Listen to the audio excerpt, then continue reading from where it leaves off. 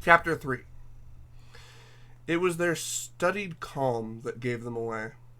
All the other servants were jittery and scared, as if expecting the Camavorans to turn it on them at any moment.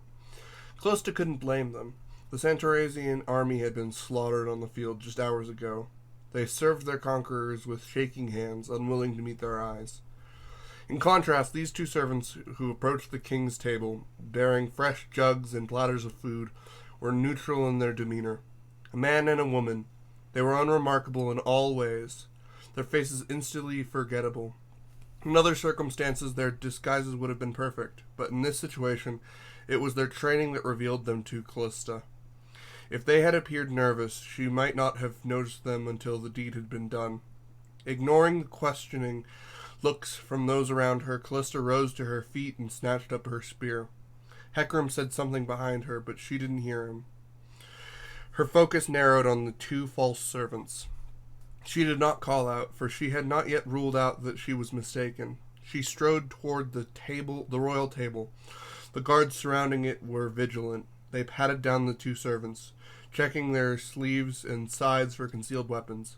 Finding nothing, the guards allowed them to proceed. Maybe I'm wrong, Callista thought, but something about those two still didn't sit right with her, and she picked up her pace. The pair split. The woman heading toward the king's side of the table, jug in hand, head demurely downcast, while the man headed in the other direction with the platter of freshly cooked delicacies. He placed the heaping dish of food upon the table, then began collecting empty and discarded plates, moving toward the king. Callista was halfway to the king's table. Viego was doting on a seal day, oblivious to anything else, and had not yet noticed her approach. Still, she did not yet cry out. She was still uncertain.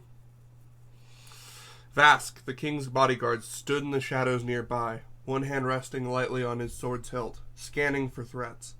He turned his attention to the approaching serving woman. He was known as the King's Hawk, and it was an apt description. If there was a threat, he'd see it. Wouldn't he? The woman's lips moved, and Viego half turned his head. Without looking up, he nodded in thanks, gesturing to his goblet. She leaned over and began filling it, turning her body so that her other hand was concealed from Vask's unblinking gaze. A coiling ribbon of dark smoke, resembling a swirl of ink in water, extended from the woman's hidden, clenched fist. Sorcery! A fraction of a second later, it solidified into a blade of pure darkness. This was magic of a kind Callista had never seen. Neither Vask nor any of the king's guard had yet noticed anything amiss. Only Callista. The assassin readied for the fatal thrust. Even then, her face was blank, evincing no hint of emotion, giving away nothing of her lethal intent.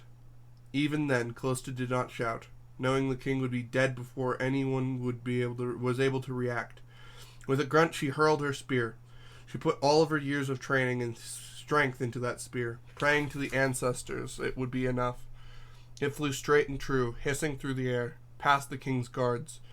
Too late, the assassin looked up. She tried to spin away, but was too slow. The spear took her square in the chest, hurling her violently backward. For a moment there was a stunned silence. Then the courtyard erupted.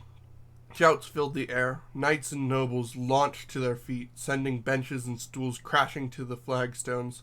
Viego rose, staring wide-eyed at the skewered figure of the would-be assassin behind him. Callista drew the short-bladed sword at her hip as she sprinted forward.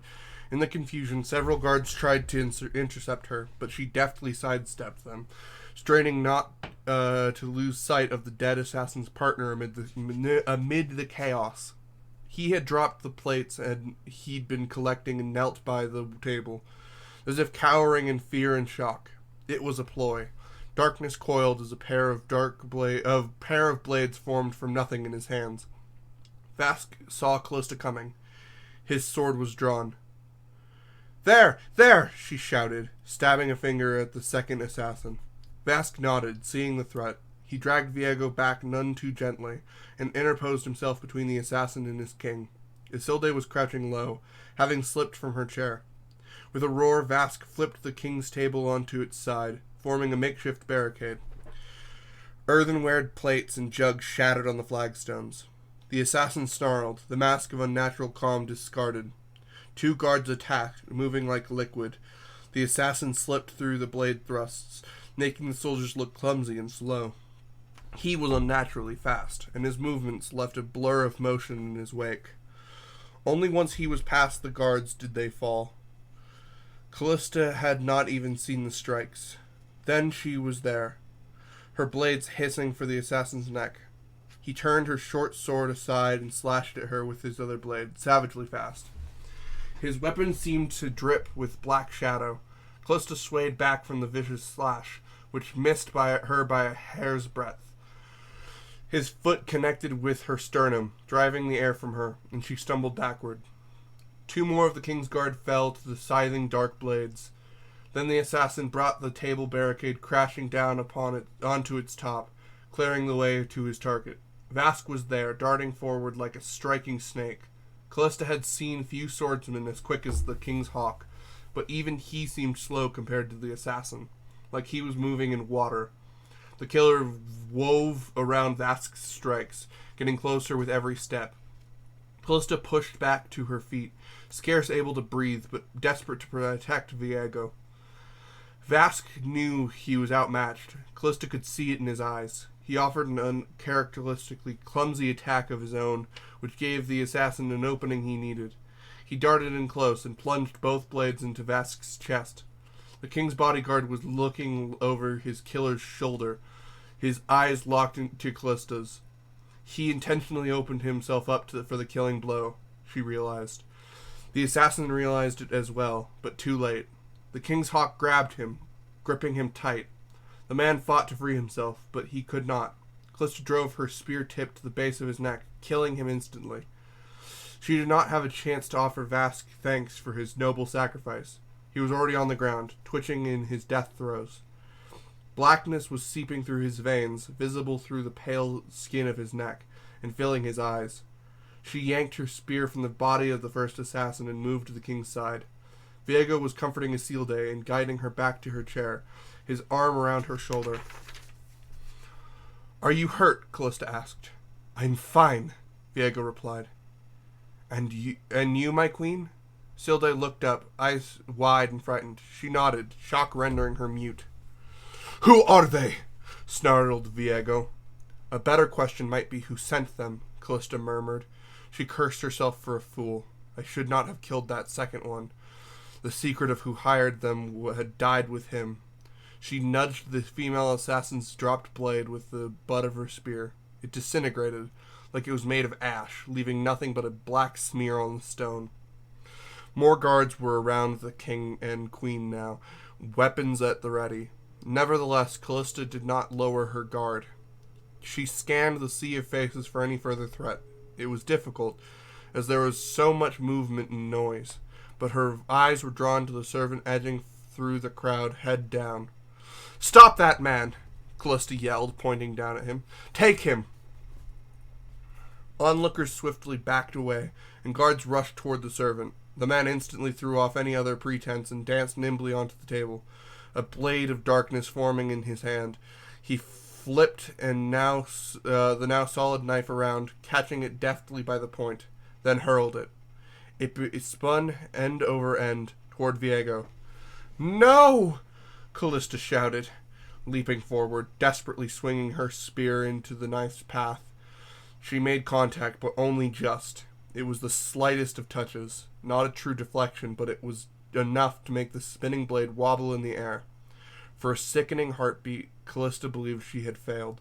She followed the course of the blade, certain it would kill Viego. The black blade embedded itself in the back chair where Isilde sat. The queen flinched away from the hateful weapon which was quivering just beside her. Callista allowed herself to breathe. She had done just enough. Just. Knights and guards encircled the assassin in a ring of steel. There was no escape, even for one of such talent. "Alive!" she ordered. "We need him alive!" 3 guards fell, but the assassin was brought down beneath an avalanche of shields. mailed fists, and pommel strikes.